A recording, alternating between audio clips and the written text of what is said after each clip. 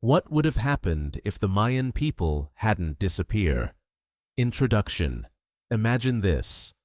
In the year 900 after Christ, in the middle of the jungle of Guatemala and Mexico, there were gigantic cities, with temples as tall as 20-story buildings. These cities had scientists who knew how to calculate the movement of the planets better than many Europeans of the same era. And suddenly, in a few decades, those cities went empty. Who were the Mayan people? Before imagining, let's remember who they were. The Mayans were not a single country or empire, like Rome. They were more like a group of independent cities that were sometimes allies and sometimes enemies, each with its own king. These are some of their most impressive things. They were the only people of all America before the arrival of Europeans who invented a complete writing system, with symbols to represent sounds and words. They discovered the number 0 on their own, without copying it from anyone, long before that idea reached Europe. They studied the stars and planets with so much precision that their calendars were more accurate than those used in Europe at that same time. They built enormous cities, with thousands of people living in them, in the jungle, which was very difficult to achieve.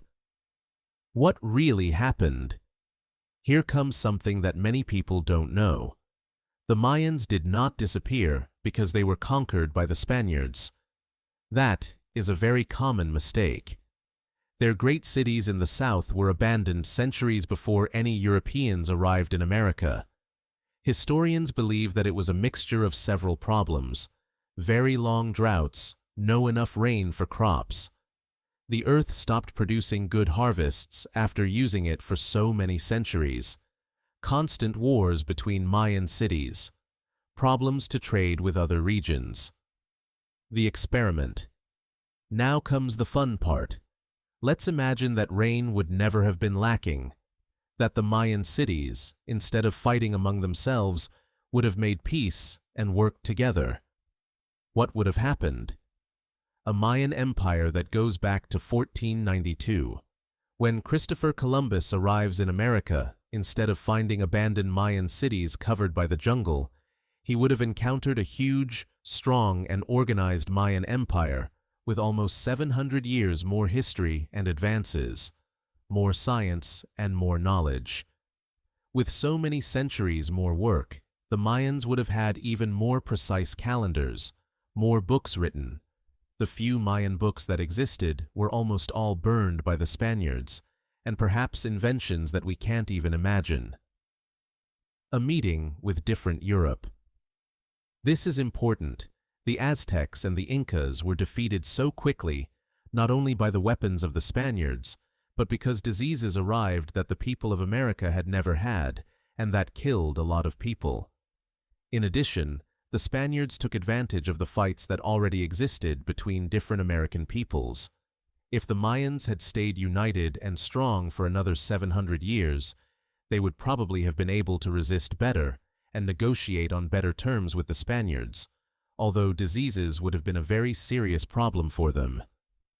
A different world today.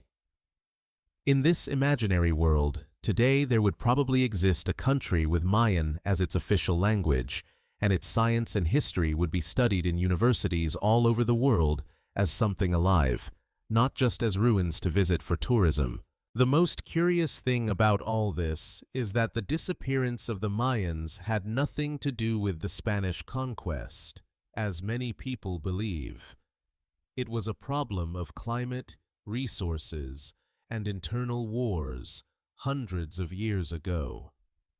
Their real history is already impressive, but imagining what the world would have been like if they had continued to exist helps us understand how important they were. And here is today's video. I hope you liked it, and don't forget to subscribe and like it. See you in the next video.